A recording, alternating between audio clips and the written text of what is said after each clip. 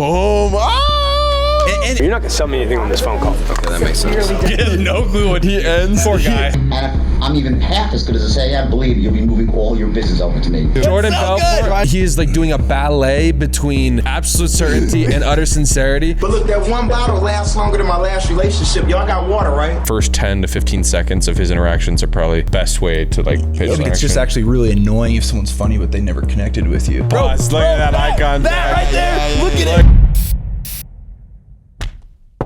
What's up, guys? Welcome back to another episode of Salesmen React. This time we are reacting to viral sales pitches that are live. We're just a few door-to-door salesmen just getting together as buddies and Just buddies. and brothers. That was weird.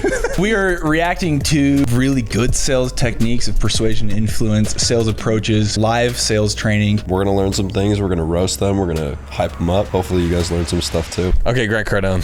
Play it. This kid is gonna try to pitch him a script that he's using to cold call people, and then Grant's gonna give him feedback. It's actually really good. Shawty's like a melody in my head. Oh my gosh. All right, are we ready? Okay, good. Joshua Lively. Thank you, Josh. I was wanting to know. I was wondering to know. You want to do it right now? See if we can do the value proposition? Yeah, sure. Okay, sure. Why not? All right.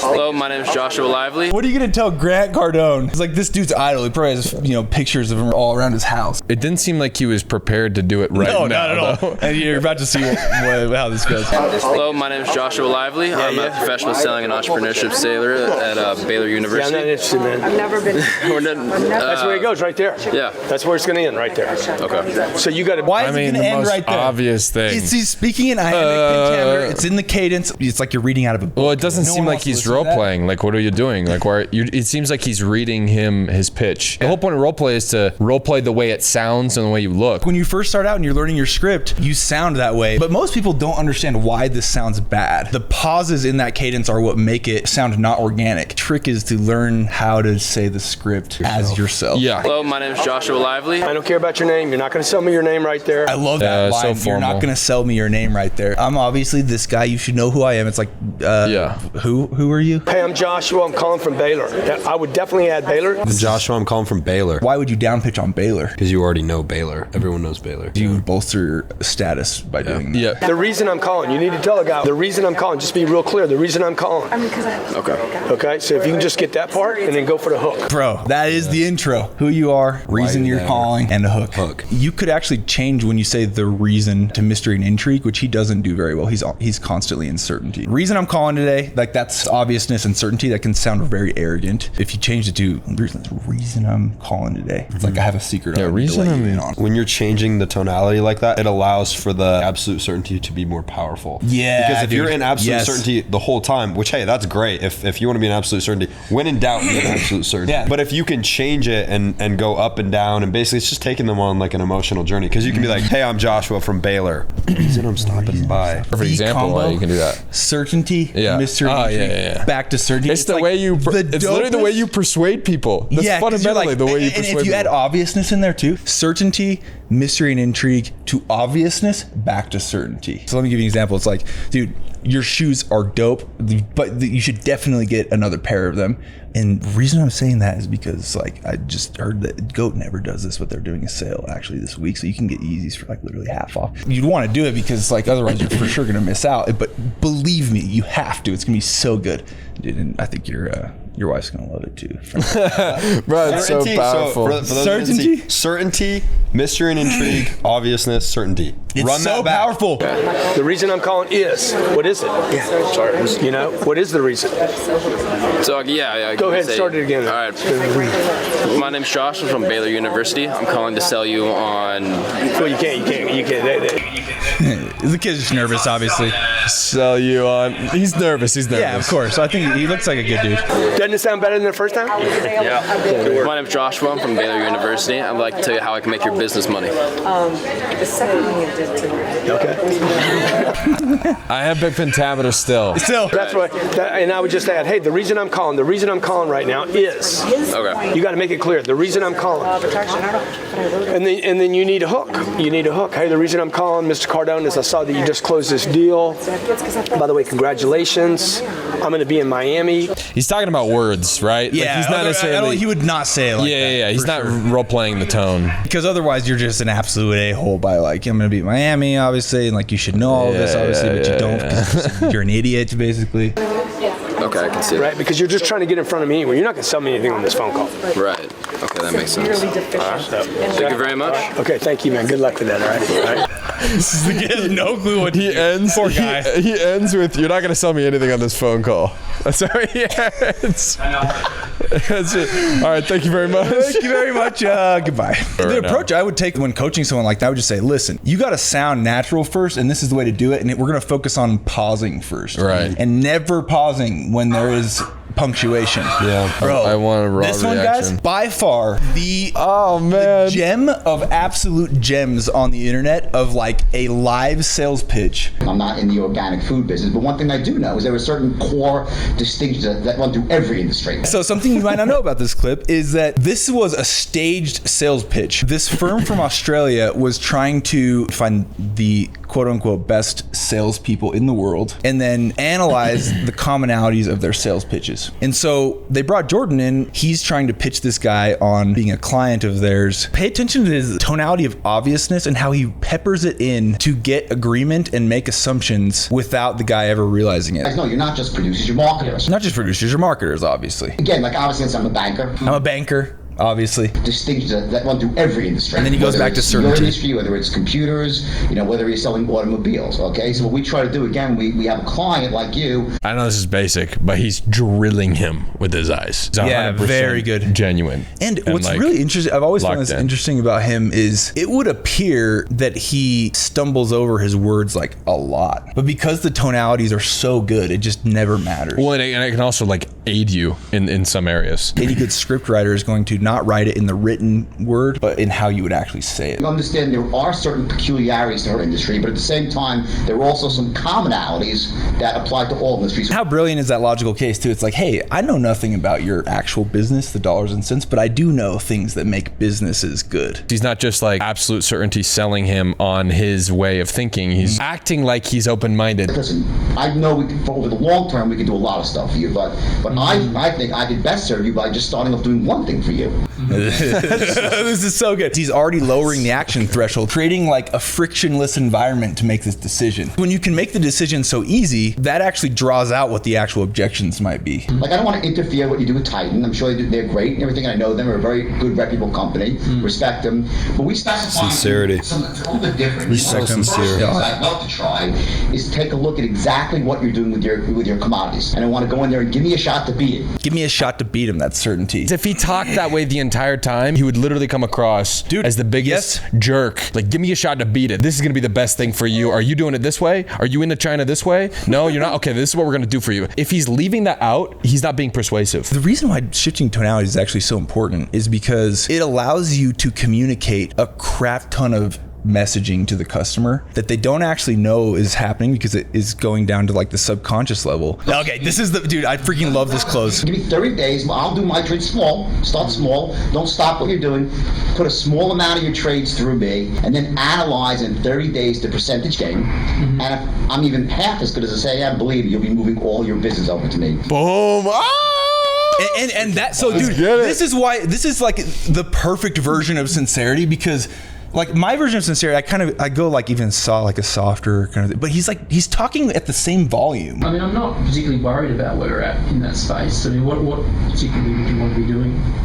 Well, let me ask you a question. Asking takes control. Dude, and asking the permissions, asking permission to ask questions. He's about to ask with the, I really want to know, I care tonality. No, I actually want to know. If he answers that question, what does that do? You have the straight line, which is the sale. He right now has been in control. There's a roadmap that he is following. If he answers that question, he's off the roadmap. Yeah. So he's going to rephrase it. He's going to make sure that the customer stays on the roadmap. The way you do that by saying, let me just ask you a question, what that implies is what I'm about to ask you is relevant to the question you asked me. Yeah. Well, let me ask you a question. First of all, does the overall idea in terms of, of us advising, not just in one area, but all areas, make sense to you that we could be an asset over the long? Does that appeal to you?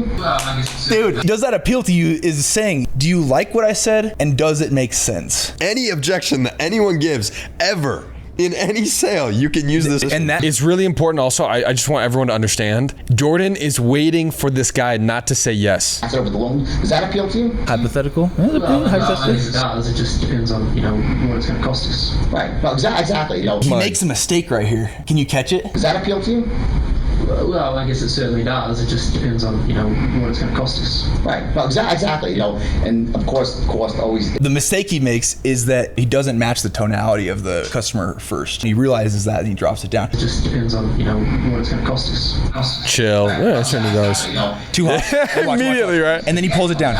Also the value you get for the cost, right? Yeah. But one of the things we pride ourselves on, okay, just as a company, and the true beauty of what we do. When the guy's like, I figure blah, blah. So he's like, he's not very certain, right? So Jordan comes in a little too hot, drops it back down, meets the guy where he is in his own certainty, and then this transition is classic with the real beauty. And now watch how Jordan raises his tonality to bring the guy up in certainty. We're looking always at two things: A, to keep costs down as much as possible. Anything, whether it's brokerage, hedging. Does that make sense to you? Do you like that program? Do you like it's genuine? Do you like it?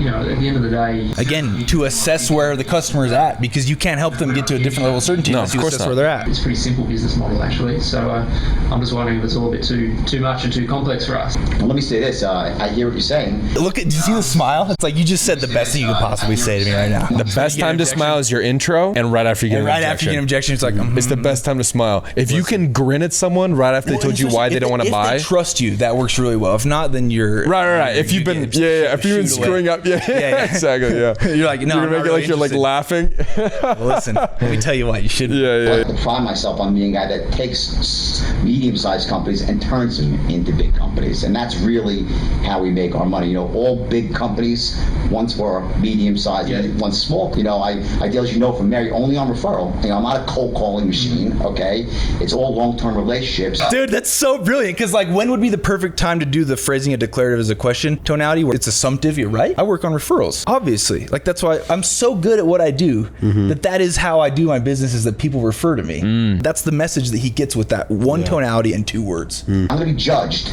basically on one trade. If I say, hey, let's do some business together, give me a shot for 30 days, and I'm wrong and I stink, you'll fire me as one of your bro. We'll never speak again. We'll shake hands. Hey, it didn't work, and that's that, right? And just so you know, my commission on 30 days of business, and this is after I stood with the firm and the government, I can't take my wife out for lunch. It's so good, dude. I'm not getting rich, okay, but I know this. If you see what I can Absolute certainty here. in 1 month, just small, you're not going to get rich. You're small, obviously. You're not getting rich before. The percentage Okay, gain. you'll see Obvious. That was going to work for you, harder for you, more diligently than anyone ever has. And all I ask is that then, down the road, when I really kind of get into your business and see the bigger opportunities, you give me a shot bigger and better down the road. Pause it. I mean, he is. gosh, Bro, dude. Jordan So Belfort. good. Wait, pause it. He is like doing a ballet between absolute certainty and utter sincerity that is more beautiful than any ballet that's ever been done. The certainty to obviousness, or you mix in some mystery and intrigue there to obviousness and back to certainty. So powerful because you declare something that is believable in how you say it, and then you say, and obviously you should know this. If I want you to believe 2 things, one of them I'm going to say as if it's obvious, and the other one I'm going to say as if I believe this 100%. And all I ask is that then, down the road, when I really kind of get into your business and see the bigger opportunities, you give me a shot bigger and better down the road. Does that sound fair enough? What do you think is possible in 30 days? I mean, how much can you do in a month? Not a question of money. It's a question of percentage savings. In other words, listen, let me ask you a question. Right now, how much are you currently... Is he now addressing the objections head on? Yes. Why? Because first 3 objection times? after your first close, that first objection, almost always you assume it's a smokescreen. And so you deflect it and get an honest answer of how they felt about what you've already said. Then you button up logical certainty, and then you button up a couple other things with you as the salesman, company to back up what you're saying, that sort of things with the 3 10s. And then right here on this objection, you always address it. Always right away. Why? He's quick to. Why? Because we know it's real. If the guy's still 'Cause he's listening, repeated he's it. still engaged, and now he's asking questions with more certainty, you for sure address what he's going to say next because it's actually real. Now we're talking about real concerns. When they finish, the girl starts laughing because he agrees to the sale. And he's like, why are you guys laughing? Basically, that's kind of the look on his face. I actually talked to Jordan about this. He's like, yeah, they weren't supposed to say yes. And so I was taken off guard because they started laughing. This guy's only job was to say no. And you somehow made him say yes. If someone continues to change the objection, then you know it's a smokescreen. It's not an actual valid concern. They've defeated you by addressing it. They're like, yep, gotcha. I'm just going to go to the next one because eventually you leave. Yeah, when they change objection like that, all they're really telling you is, I don't trust you, I don't respect you. When they finally repeat it twice, that's when they're giving you the actual concern, and then you resolve that. That's how you sell someone. You never believe the customer the first time they say something. Once they repeat it, then you know it's valid. Guys, we need your help, so we need more content to react to. If you have any good viral sales videos, sales trainers, or sales approaches gone wrong, anything that is related to us reacting to like good sales material, even if it's just roasting, Shark Tank, whatever, your favorite sales content, comment. We will literally just react put it in there. Put it in there. We'll react to your comments. So comment some good sales stuff that we can look at, and consider subscribing. You guys know who Meet Kevin is? Started out as this like fantastically famous real estate broker. He got really big on YouTube actually by roasting Grant Cardone. This is him knocking doors for a pest control company. Here we go. Let's see how his approach is. Real estate.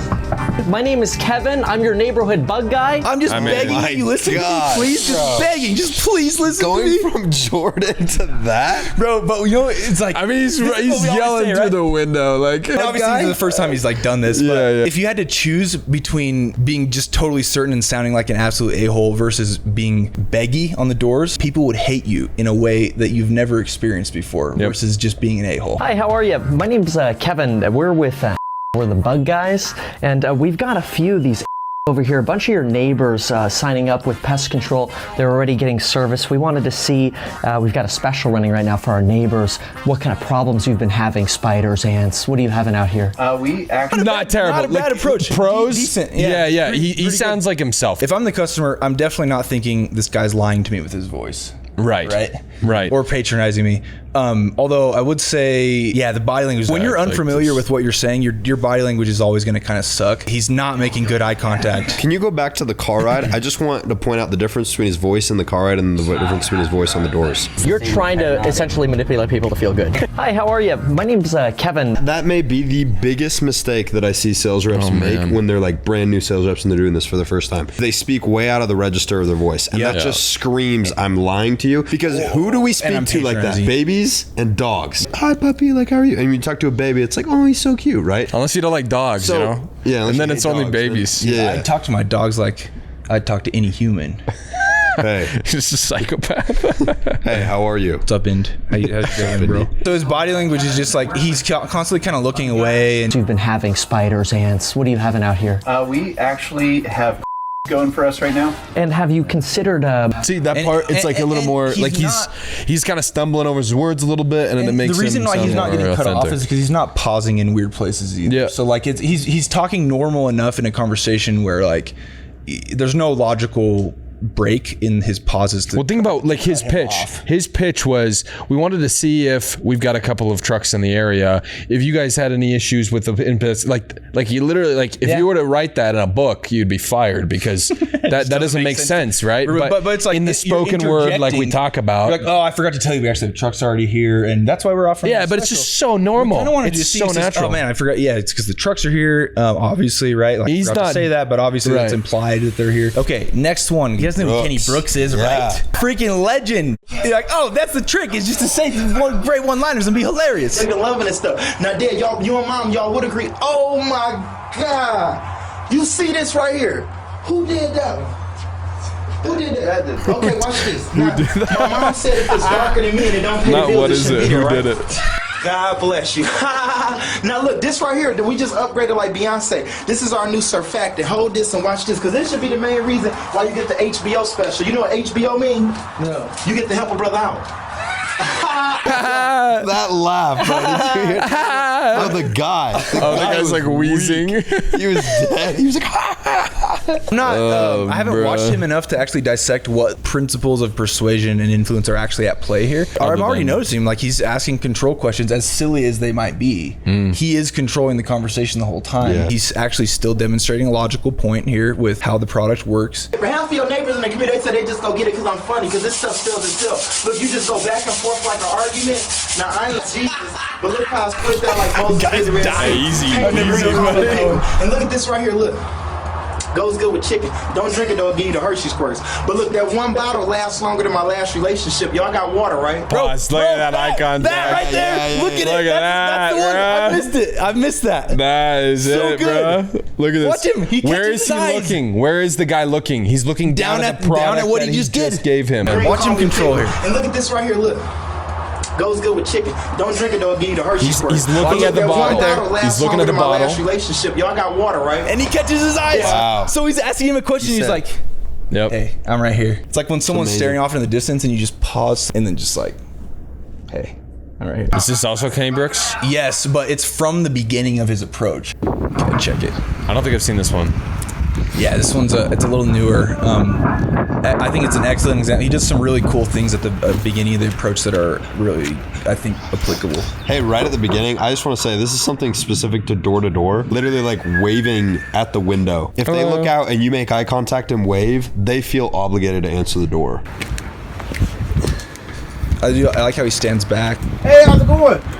Man, is that a mountain lion? Yeah. I thought you liked the dark meat. I brought my buddy. How you doing, young fella? I knew I popped on the spectrum like a premature baby. Your neighbor, he was like, stop by. He does a couple things that are pretty rapport building with the customers. Shook his hand immediately. And then also saying, how you doing, young fella? It's a kind of an endearing connection, especially with like maybe a middle-aged person. Yeah. If you could take anything from the way he pitches, the first 10 to 15 seconds of his interactions are probably where gold. This is the best way to like pitch. Because why is it otherwise like it doesn't matter how funny you are. Like it's just actually really annoying if someone's funny but they never connected with you. Just joking, man. We having fun out here. Walk them out and make you smile. Does that ring a bell to you? You know, Dexter. And then he hands him something, so he's actually now engaged, which is interesting. Shakes the hand, gets him engaged. Look at him, he's already kind of grinning. Now, you don't got to buy nothing, though, but would impress a lot of your neighbors. Say you got something like that in your nice shirt that was oil and grease. Would you agree that's hard to get out? Yeah, that's agree. Why would you ask that question? It's because it logically builds a case for you where the customer is voluntarily understanding what you're saying. Yeah. What your logical points are. If it's darker than me and it don't pay bills, it shouldn't be there, right? Yeah, cool. Look, all you do is you spray the spray, right? You go back and forth like an argument. Now, it's exactly how you would build a script for any service, product, good, company, whatever. Is like, what's the logical thing that makes this make sense to even use in the first place? He's checking in all the time too. Again, this isn't the stand-up routine. I mean, it is, but it's way more interactive. Yeah. Again, he has to make it that way if he wants to sell. If he just wants to make people laugh, he could just get on people's doorstep and tell jokes all day. But he's closing people. Because they said y'all water out here was harder than Mike Tyson in the spelling bee. Who does this the most? The kids, the dogs, or the nosy black kids that eat chicken? Now, I'm gonna spray this on the window, right? With the same stuff, you wax off like Mr. Miyagi. Remember the Karate Kid? Oh, yeah. He uses comedy to build more rapport, like deepen the rapport. Yeah, exactly. It's not essential for building rapport, but it's or even the most effective. That I would agree with, unless that is what you are the best at. Right. Which he is. It really only is one part of the strategy to close like mad is comedy. And I think most people watch this and they're like, oh, he's just closing because he's so funny. It's like, nah. I clearly now see it's like, well, literally, the sale's already closed. Right. It's just a matter of like hitting a couple more checkpoints. That's because of how he built rapport at the beginning and then how he is now building a logical case. We're about to watch one from a competitor in our industry. This is a role play, but it's like supposedly from one of their top reps, I think. Hey, how are you doing? Good. Awesome. Well, I wanted to come by and introduce myself. My name's Gabriel. I'm out here with I take care of pest control for a bunch of your neighbors on the street. Basically, everyone seems like they're dealing with a bunch of ants out here and a ton of spiders. So what I'm doing for everyone today is called a flush out. Basically, we'll treat the inside of your home with a repellent to kick everything. I don't like the keep talking and not let people really engage, but at least you get to your features and benefits quicker, and hopefully they start seeing value in that, and then hopefully they buy. A ton of people do this pitch. Also, just the tonalities are atrocious in my opinion. But spider webs, the wasp nests, the mud daubers, any buildup on the outside of your home. After we get done cleaning, we're going to take a power sprayer and treat with 8 to 10 gallons of product, all on the top eaves and overhangs up here, around your windows. His hand. They're not like it's not crazy, it's but slowed and controlled enough to where it doesn't matter. And it feels like him, the person.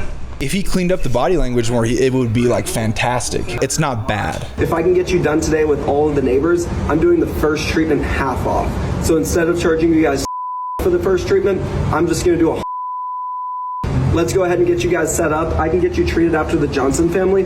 What's a good name for the account? Dude, that's literally what they do, and a ton of people do this, actually. A big problem that I see with it, by the way, is like you're just giving all of your ammo. There's without ever knowing how it applies to someone. What happens when they give you an objection? They give an objection, and you've already said every feature benefit, so you're just gonna have to loop back and try to like say the same thing and button it up and package it differently, which is fine, but might as well hammer home one feature and a few benefits on that feature and drill that. He probably sells a lot. I mean, like he has really good eye contact, right? Yeah. He seems happy enough as well. So like he seems relatively confident, generally speaking, on like what he's saying. The things maybe he he feels a little off because of like the camera, so maybe that's why like he's like shifting around and stuff. But this, the things that he does right, I think just outweigh what's wrong with the pitch enough to still close at a decently high level. And he's probably pretty hardworking too, which helps always. Guys, thanks for watching all the way to the end with us. If you liked what you saw, please make sure to gently, so as to not break your phone, caress